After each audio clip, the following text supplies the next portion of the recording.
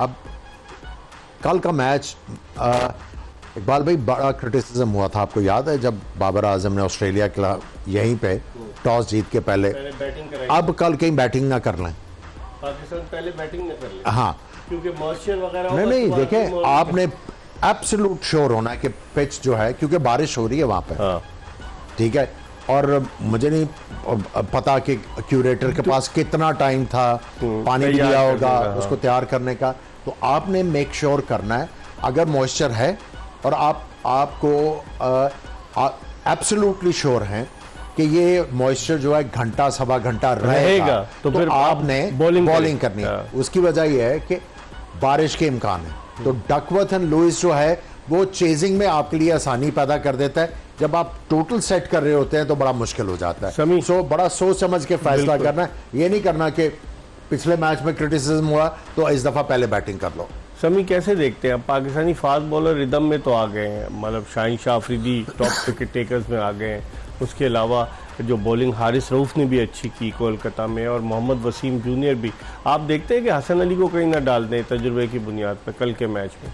अगर बात करें तो शाहीन शाह अफरीदी नए बॉल से बहुत अच्छी बॉलिंग कर रहे हैं, लेकिन अभी तक स्ट्रगल कर रहे हैं हम दूसरे एंड से, तो कहीं ना कहीं हमें ये चीज़ सॉर्ट आउट करनी है, क्योंकि अगर हमें ये मैच जीतना है तो हमें दोनों एंड से डिसिप्लिन बॉलिंग करनी पड़ेगी और चांसेस क्रिएट करने पड़ेंगे। तो मेरे ख्याल में कहीं ना कहीं अगर हो सकता है स्पिनर से अगर इनसे नहीं हो रहा परफॉर्म तो ये सोचेंगे ज़रूर कि चाहता फास्ट बॉलर खिला दें।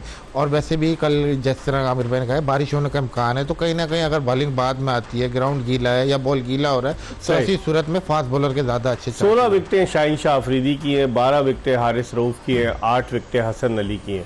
अगर आप इस चार्ट को देखें, वसीम जूनियर की 5 विकेटें 2 मैचेस में, उसामा मीर इतने इंप्रेसिव नहीं रहे, 4 उन्होंने खिलाड़ियों को आउट किया है 4 मैचेस में, और शादाब ने 2 को। तो आमिर फिर हमारे लिए वही हमारे स्पिनर्स जो है वो हमारे लिए परेशानी का बाइस बन रहे हैं। लेकिन अगर तो मॉइस्चर हुआ तो 4 फास्ट बॉलर खिला पहले अगर आप बॉलिंग करते हैं तो मैं समझता हूँ स्पिनर का गेंद ग्रिप होगा। क्या ख्याल है समीर? बिल्कुल, गेंद ग्रिप भी होगा और टर्न भी होगा अगर मॉइस्चर हुआ पिच के ऊपर, तो I think Iftikhar can be a better option. लेकिन जो समी ने कहा है कि अगर बारिश हो जाती है तो 4 फास्ट बॉलर तो खिला सकते हैं। आप अगर सेकेंड इनिंग्स में बॉल करते हो तो फिर आपको सोचना पड़ेगा कि आपके लिए बेटर ऑप्शन कौन सी है नए बॉल के साथ, क्योंकि बादल होंगे, नया बॉल अगर मॉइस्चर नहीं है पिच के ऊपर तो वो जो ओवरकास्ट कंडीशन में गेंद थोड़ा बहुत करता जरूर है, तो फिर आपको फास्ट बॉलर से नया बॉल करवाना पड़ेगा। तो आउटफील्ड भी तो बहुत तेज है, गेंद जहां बल्ले से लगी और सीधा सीधा चौका होता है, उधर फ्लाई भी बड़ा करता है ना बहुत, और ग्राउंड इतना बड़ा तो नहीं बड़ा नहीं है, लेकिन गेंद जाता है वहां पर, ट्रेवल करता है, और अगर आप ऑल अलोंग द ग्राउंड भी खेलें तो गेंद गोली की तरह निकलता है। सो आउटफील्ड तो तेज है, लेकिन बारिश की वजह से आप देखना कितना फर्क पड़ा है, क्योंकि ये पूरी ग्राउंड कवर नहीं होती वहां पे। ये बेंगलोर वाली? हाँ, अच्छा। मोस्टली इंडिया में जो ग्राउंड है वो पूरी कवर नहीं करता, फुल कवर नहीं होता। हाँ। जैसे श्रीलंका में पूरी कवर होती है, इधर नहीं है, बांग्लादेश में पूरी कवर करते हैं ऑलमोस्ट। सो यहाँ पे मेरा ख्याल है कि ये देखना होगा कि बारिश की वजह से किस किस चीज़ के ऊपर असर पड़ा है, फिर आपको सही डिसीजन करने हैं पाकिस्तान टीम को। पाकिस्तान में हम अगर कवर नहीं करते तो सुपर सॉपर का हम इस्तेमाल करते हैं पाकिस्तान में। हालांकि वह इतना क्रिकेट बोर्ड इतना अमीर है, इतना पैसा है, हम ग्राउंड को बेहतर कंडीशन में क्यों नहीं लाते? मुझे याद है कि एक दफ़ा नेशनल स्टेडियम कराची में जब बारिश हो गई थी तो वो हीटर रख के पिच को सुखा रहे थे, मुझे अच्छी तरह से याद है। गुजरावाला में हेलीकॉप्टर मंगवाया पाकिस्तान में, और वो मैच था वेस्ट इंडीज़ वर्सेस पाकिस्तान, तो उनके फास्ट बॉलर बड़े तेज थे, गीली विकेट थी। मैं तमाशाई की ऐसे से मैच देख रहा था, और मैं देख रहा था कि ये मुल्तान में था कि किधर था? कराची में हीटर रख के ना वो उसको सुखा रहे थे। उस वक्त तो ऐसी फैसिलिटी नहीं होती, लेकिन होनी चाहिए। क्या ख्याल है आपको? ग्राउंड्स ऐसे होने चाहिए कवर्ड, ताकि मैचेस ऑन टाइम। कुर्सियां चेंज करने से फुर्सत मिले। कुर्सी 78,000 रुपए की अगर आप कुर्सी ले लेंगे, वो वाली भी कुर्सी जो ये लेदर की कुर्सी है, पता नहीं, चेयरमैन की कुर्सी है ये लगता है।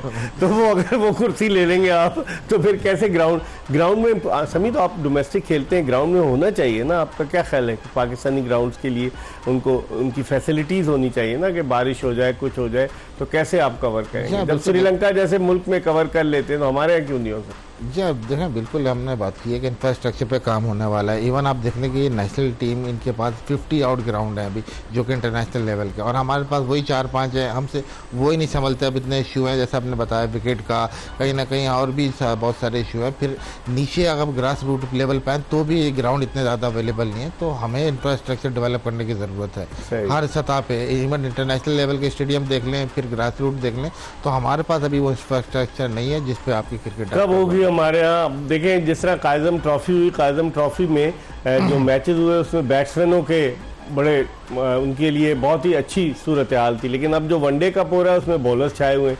समझ नहीं आता कि किस तरह का हम इंफ्रास्ट्रक्चर बनाने जा रहे हैं, इस पर भी बात करेंगे। लेकिन प्रोग्राम के आखिरी ब्रेक की तरफ बढ़ रहे हैं और ब्रेक के बाद आमिर सुहेल और मोहम्मद शमी के साथ दोबारा आपको ज्वाइन करेंगे।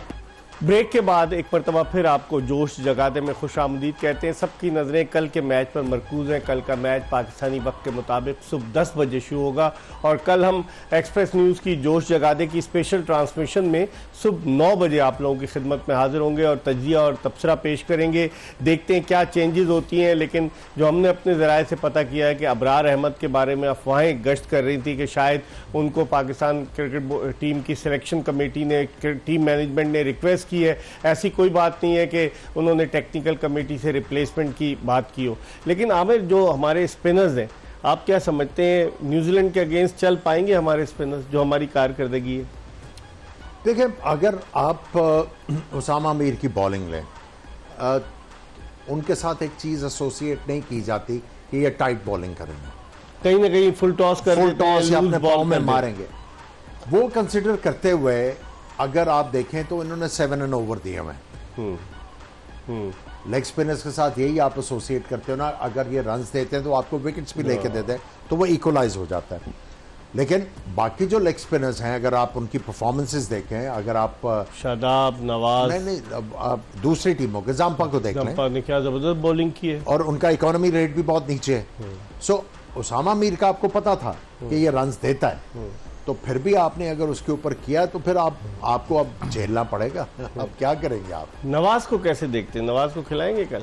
मेरे ख्याल में देखें, कहीं ना कहीं इन्होंने रिप्लेसमेंट नहीं ली, तो हो सकता है ये शदाब को खिलाने का सोच रहा हूँ। डोंट नो कि उनकी क्या कंडीशन है, लेकिन अगर एक साल में तीसरी दफा कंकशन का शिकार हुए हैं शादाब। जी हाँ, लेकिन सुना गया है कि आज वो प्रैक्टिस भी की उन्होंने, तो हो सकता है कि शायद वो कल उसी पे चांस लें, क्योंकि सामा की सही बात की उन्होंने कि वो अभी तक विकेट लेने नहीं ले पा रहा। और अगर आप लेग स्पिनर लूज बॉल्स भी काफी फुल टॉस हो रही वजह से फ्लाइट देता है, वो शदाब की तरह तेज तो नहीं करता ना। जी हाँ, तो मेरे ख्याल में कल ये शदाब को खिलाने का रिस्क लेंगे, क्योंकि शदाब भी कंकशन। और अब इमाम तो वापस आते नजर नहीं आ रहे आपको? मेरे ख्याल में बैटिंग ऑर्डर सेम जाएगा। मेरे नहीं ख्याल के इमाम के अभी सलमान अली आगा खेल सकते हैं कल? समी, मैं आमिर से भी यही पूछूंगा। जी हाँ, बिल्कुल खेल सकते हैं, डिपेंड करता है। उनको बॉलिंग क्यों नहीं कराई जब वो खेले थे वहाँ पर अगेंस्ट बांग्लादेश? बिल्कुल करानी चाहिए थी। अगर शदाब खेलते तो वही रिप्लेसमेंट होंगे, सलमान अली आगा।